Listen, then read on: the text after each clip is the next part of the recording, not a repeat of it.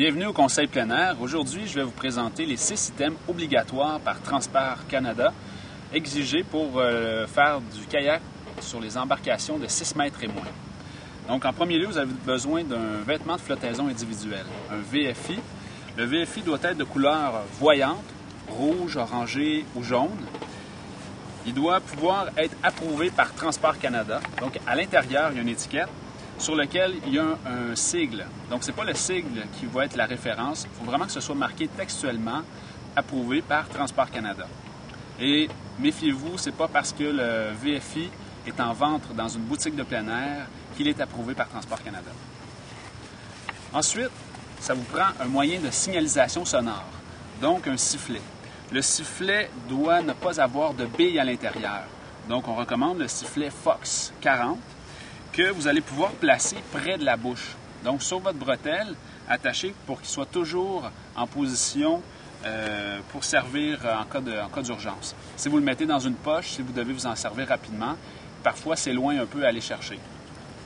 Si vous avez la chance d'avoir des bandes réfléchissantes sur votre VFI, ça devient très intéressant lorsque vous allez faire du kayak en soirée pour bien vous faire repérer. Deuxièmement, ça va vous prendre un moyen de propulsion manuel, donc la pagaie.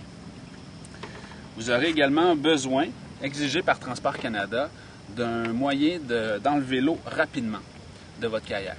Donc la pompe, ça devient l'outil le plus efficace, mais également une écope, un contenant ou une grosse éponge peut faire également l'affaire. Transport Canada demande d'avoir un feu de signalisation. Donc, la frontale peut faire l'affaire. Ceci va vous permettre, en journée, si par exemple un brouillard se présente, de pouvoir bien vous faire repérer. Le but, c'est de vous faire voir par les autres embarcations. Si vous faites du kayak plus en soirée, idéalement, une lumière qui va pouvoir avoir une visibilité à 360 degrés. Donc, elle va bien éclairer. Vous allez pouvoir le poser sur le pont de votre kayak et ça devient efficace. Ensuite de ça, en kayak de mer, il est exigé d'avoir une corde flottante de 15 mètres.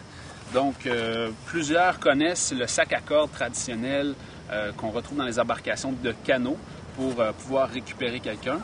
En kayak de mer, on va privilégier principalement un sac à corde avec une corde de 15 mètres flottante qu'on va porter à la taille. L'utilité d'un sac à corde, de la corde de 15 mètres, c'est de remorquer nos partenaires.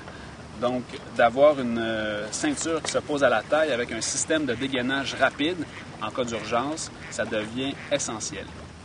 Alors voilà les 6 items obligatoires et exigés par Transport Canada que la garde côtière va pouvoir vérifier à l'occasion. La garde côtière ne peut pas émettre de contravention. Par exemple, la Sûreté du Québec, à son tour, pourra effectivement vous donner une contravention et il y a un coût par item qui va vous manquer dans votre kayak. Tous ces équipements-là doivent être à bord de l'embarcation. Vous n'êtes pas obligé de les avoir sur vous, mais c'est préférable. Alors, bonne randonnée!